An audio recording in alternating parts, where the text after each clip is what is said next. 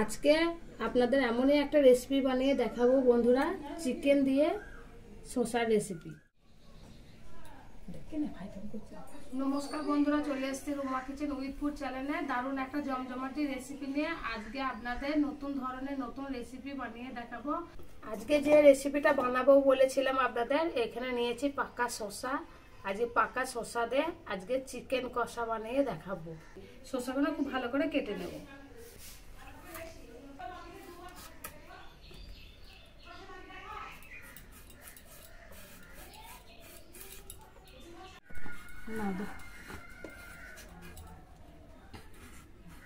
শসাগুলো দেখে মনে হলো যেন অনেকটাই পাকা, কিন্তু দেখুন ভেতরে কিন্তু বেশ কচি আছে। আর এই শসাটা রেসিপি কিন্তু খেতে দারুণ লাগবে, তা ভিতরে বীজটা বাদ দিয়ে দেব।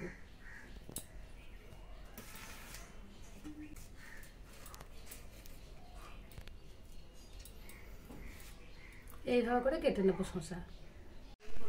কড়াই খুব ভালো করে গরম করে নিয়েছি, দিয়ে দিচ্ছি সাদা তেল। তেল খুব ভালো করে গরম করে নিয়েছি, এবার দিয়ে দেবো কেটে রাখা শসা।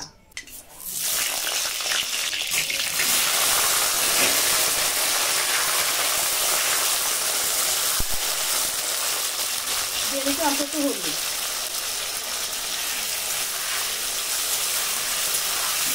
শসা খুব ভালো করে ভেজে নিয়েছি, তুলে নেব।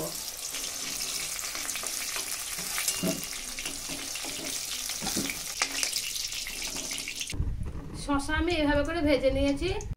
এই শসা ভাজার তেলে দিয়ে দিচ্ছি ফোড়ন, গোটা গরম মশলা, তেজপাতা আর জিরে ফোড়ন দিলাম। এবার দিয়ে দিচ্ছি পেঁয়াজ বাটা। এখানে আছে আদা রসুন বাটা, এখানে আছে টমেটো বাটা, এখানে আছে জিরে কাঁচা লঙ্কা বাটা, এখানে আছে লঙ্কা গুঁড়ো, দিয়ে দিচ্ছি হলুদ, দিয়ে দিচ্ছি স্বাদ মতো লবণ। মশলা খুব ভালো করে কষিয়ে দেব।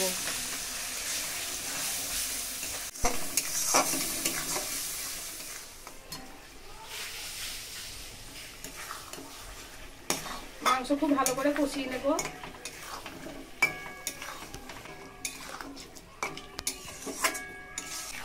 মাংসটা কষিয়ে নিয়েছি, দেখতে পাচ্ছেন মাংসতে খুব ভালোভাবে তেল ছেড়ে গেছে।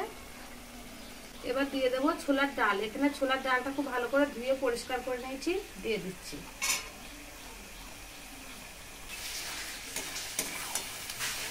মাংস কষাতে কষাতে কালারটা দেখুন বন্ধুরা, খুব সুন্দর কালার এসছে।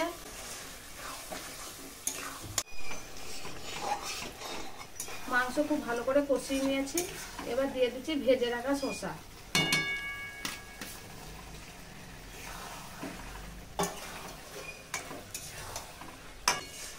শসা দিয়ে খুব ভালো করে কষিয়ে নেব।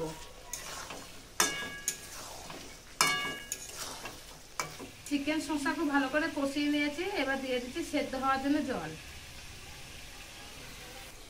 দিয়ে দিচ্ছি 1 বাটি জল। এই 1 বাটি জল দিয়ে খুব ভালো করে সেদ্ধ করে নেব। মাংস রান্না হয়ে গেছে, দিয়ে দিচ্ছি উপর দিয়ে চিনি, একটু নেড়ে দেবো। দেখুন বন্ধুরা, আমি এরকমই রান্না করেছি। তরকারি হয়ে গেছে, নামিয়ে নিচ্ছি। আজকে চিকেন শসা ছোলার ডালের রেসিপি। এই দেখুন বন্ধুরা, দেখেন ভাই কেমন করছে।